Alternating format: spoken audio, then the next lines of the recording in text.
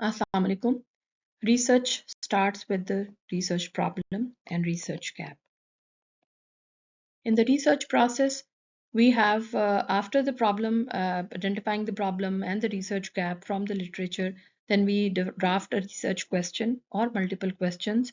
And if we have different research topics or research problems, then we can apply finer on research question as well, and then refine the question by applying PICOs.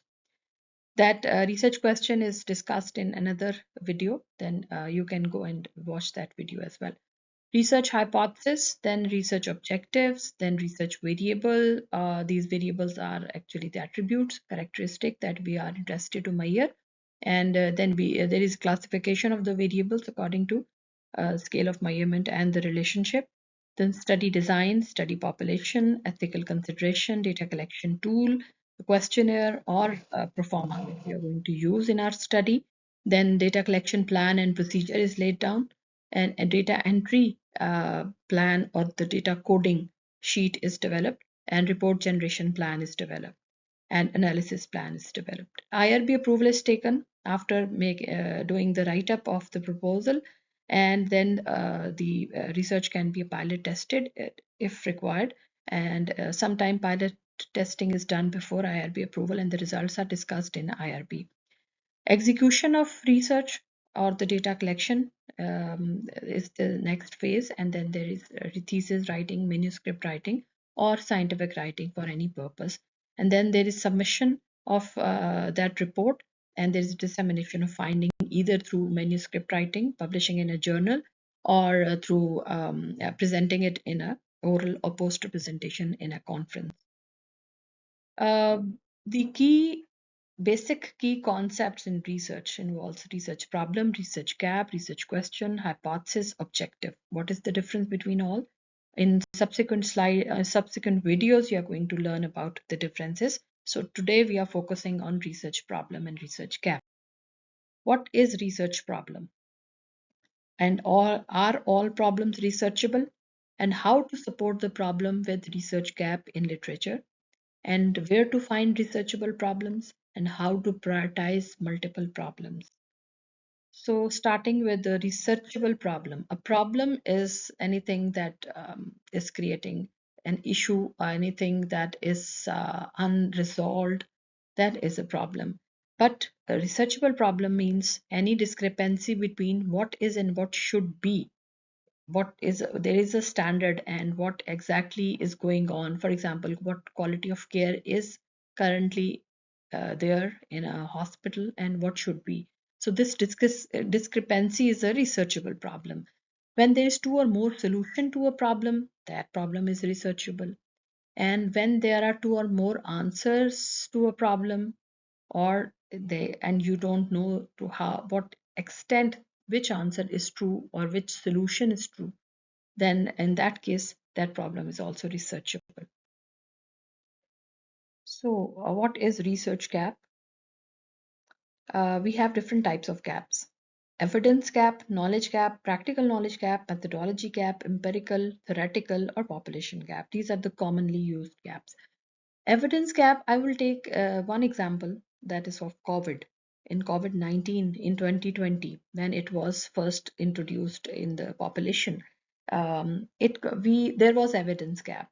No evidence means research findings. Research findings were not there to support how it will proceed, what age group will be affected more, what will be the prognosis, what will be the outcome, mode of transmissions, and what is the treatment. And there was a total evidence gap. And with researchers coming up during that year 2020 and 2021, that gap was filled. So there was evidence gap. So case reports, even they were encouraged to be published. Then comes the knowledge gap. Same example of COVID. There was knowledge gap. Nothing was known correctly. What will be the mode of transmission, treatment, prevention, RO number, the period of communicability, and is there a carrier state, or there is a poor what kind of complications could be there. short-term outcomes or long-term complications? Can we develop vaccine? Can we develop? There was a huge knowledge gap at that time. Practical knowledge gap, yes, nothing was practically done. There was nothing, no knowledge was practically collected. Methodology gap, yes, initially even case reports were very much, scientists were interested in the case reports as well. Later on, case series, cross-sectional studies, case control studies, cohort studies, and RCTs like ivermectin trials, chloroquine trials, and so many nutraceutical products, and they were even tried. So after that, systematic reviews came up, and meta-analysis of the RCTs and systematic review, umbrella reviews were also there. So within 1 year or 2 years, this gap was filled. But now, if someone submits a COVID paper on COVID-19, it's not given that priority now. So there was empirical evidence, empirical gap as well. Empirical means original research gap was there. Theoretical gap was there. We were not clear about the theories, what kind of, how it originated, how it transmitted. So there was theoretical gap, especially theoretical gap we apply on qualitative research when we have different theories. For example, if you talk about behaviors, there are a lot of behavioral theories that determine behaviors that can be applied on your research. So theoretical gap can be identified easily.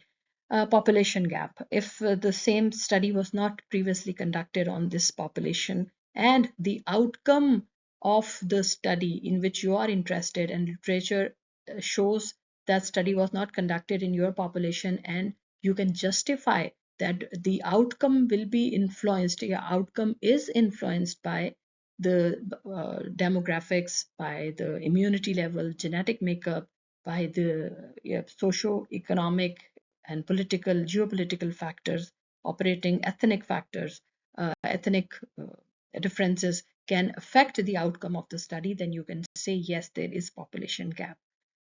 So there are few other types of gaps like temporal gap, for example, outdated or missing longitudinal data. Then you can say there is time gap or temporal gap.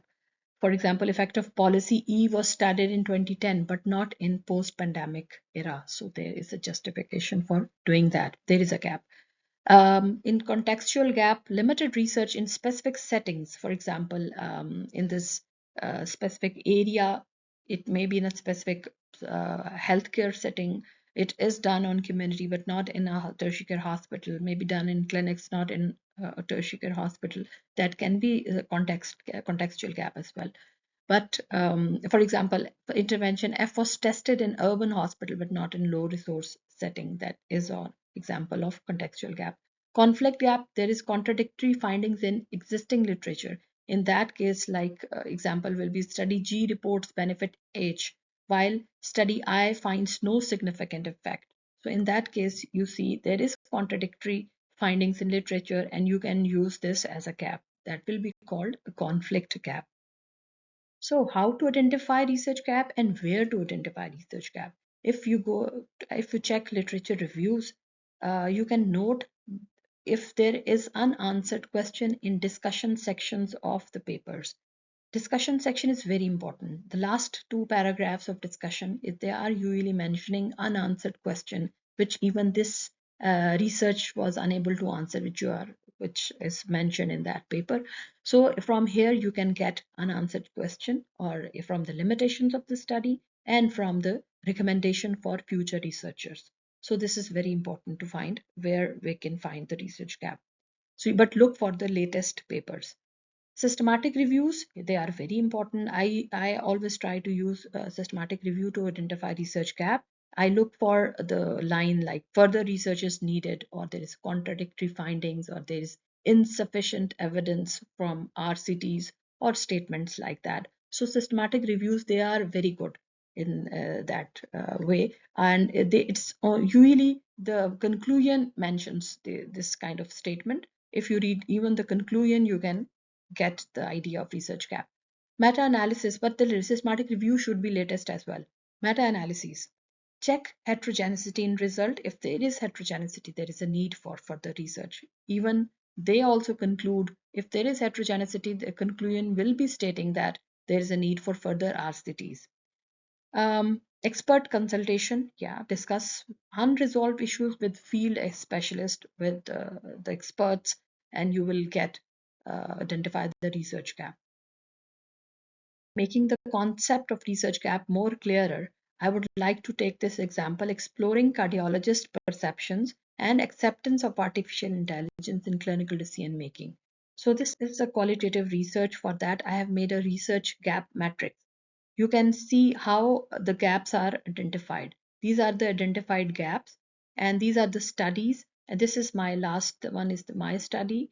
This is the population studied in these papers, methodology, the focus, the key findings, and then the gap they are addressing. For example, this 2021 research, not cardiologist specific, and it lacks qualitative depth. And the other study says is specialty specific, cardiologist not included in that study. So there was a gap that this study was not, these two studies were not done on cardiologists. So we can say their specialty specific gap is there. No low middle income country context was used, so lack deep exploration of clinical decision making. These both are important points. If I am doing it in Pakistan, that I can say no LMIC context is there. Cardiologists not isolated as a group lacks qualitative exploration. So lacking qualitative research is also a gap. No profession specific breakdown, views remain generic. So my study will now, it will fill the gap. Focuses on specialty specific in-depth views in an low middle income country. So this I'm fulfilling the three gaps identified here. It's context gap. I'm filling this population gap. It's not specifically I'm working on cardiologist, and there is methodology gap. I'm filling the methodology, population, and context gap. So here I am showing you three problems. How to prioritize research problem. I have one problem that high infant mortality in South Punjab, Pakistan. The infant mortality is high. So if I have supporting evidence to support this research problem, then I can say this problem is researchable and this needs to be researched. Self-care practices are poor in health illiterate health system attendees. Again, if I have supporting evidence, I can support this problem, and then I will judge which problem is more important to be researched first. Then another problem is high HAIs burden. Healthcare associated infection burden is due to poor hand hygiene practices of healthcare professional. If I am having the supporting evidence, then this is also a researchable problem that need to be addressed. So here I apply a finer criteria. The same finer which I have mentioned in another video on research question, how to prioritize research question. Okay, same finer can be applied on research problem. So feasible means can the problem be studied with the available time, resources, skills, and sample size? Or the question that will be asked to assess the feasibility, do I have access to the data or population? Is it doable within my context? So this question will answer the feasibility portion. Interesting. Is the topic interesting to you and your intended audience, funders, supervisors, stakeholders like even IRBs? And the question I will ask to myself, will this keep me motivated? Will others care about the result? Will be waiting for the results? Is it that much interesting? Novel. Does it confirm, refute, or extend previous finding? Okay, if in that case that shows the novelty of your, it confirms, refute, or extend previous findings. The question I will ask is this question adding something new to the existing literature or existing body of knowledge or the practice. Okay, ethical. Can the study be conducted ethically and with approval from an institutional review board? Does it pose minimal risk to participant? Can I get ethical clearance easily? If not, it means there are major ethical issues. Relevance. Relevant. Is it relevant to clinical practice, public health, policy, scientific knowledge, and relevant to community needs? That is very important. The question I will ask, will this impact decision making, policies, or patient outcomes? So, yes, it can be relevant to anything, starting from the decision making, policy making, till the patient outcomes, till the beneficiaries of that research. So how to prioritize research problem? There are some other ways other than finer. We can look at the public health impact, burden of disease, dailies, prevalence, population at risk, cost implications, cost effectiveness of research, urgency, time sensitive issues like outbreak investigation, like in case of COVID, it was very important to do it, to initiate research timely. Emerging threats, AMR, pandemics, and these are emerging threats. If such kind of research should be prioritized. Policy alignment, national institutional research priorities like sustainable development goals and local health priorities or Pakistan's health priorities. So in that case, if there is policy alignment, then you can justify your research. Then there is stakeholder input. That is very important. You can engage clinicians, patient, or community members in priority setting. For example, through Delphi technique, nominal group technique. In that case, if you can involve stakeholder, that means your research. This is a reason for prioritizing that research topic. Spicer. Spicer is used for educational research alternative to PICO for some research question in which you work for setting, perspective, intervention, comparison, evaluation, and research type. So this can be or used to Spicer model can be used for educational research to prioritize things. Here, I have taken the three research problems I have mentioned earlier, and this text shows meet criterion clearly, partially meets the criterion and does not meet criterion.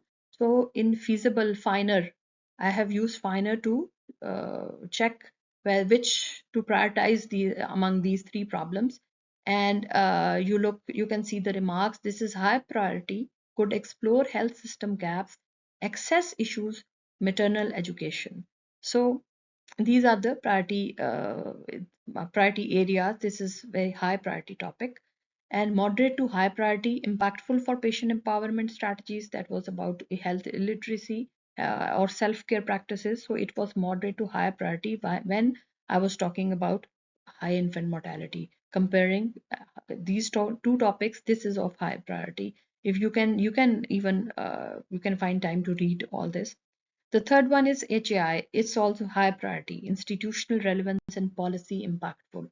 So looking at the finer, this is the final remarks that I made.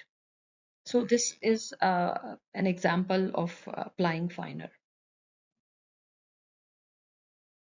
So what is the difference between problem statement and study rationale? Both are all closely related, but there is distinct features as well. Problem statement, it defines the issues or gap to be addressed, while rationale of the study gives the justification for addressing that issue. And while the problem statement tells us about what is the problem, while the rationale tells us why does this problem need to be studied. And the problem statement gives emphasis on the problem itself. What is the problem? It gives an emphasis on problem, while the rationale gives us the importance or value of solving it. And in problem statement appears in the introduction. Early part of the introduction is actually related to problem statement. Usually the second last paragraph clearly states the problem, while the introduction, the last paragraph of introduction, it tells the rationale of the study. Just after the problem statement, we put the rationale of the study. And especially in the manuscript, the second last paragraph is the statement clearly actually relating to the literature review mentioned in the introduction portion. And the last paragraph is the problem rationale of the study. And the rationale includes why we are going to do this study, what we are going to do, and what are the implications. These are the three portions of the rationale.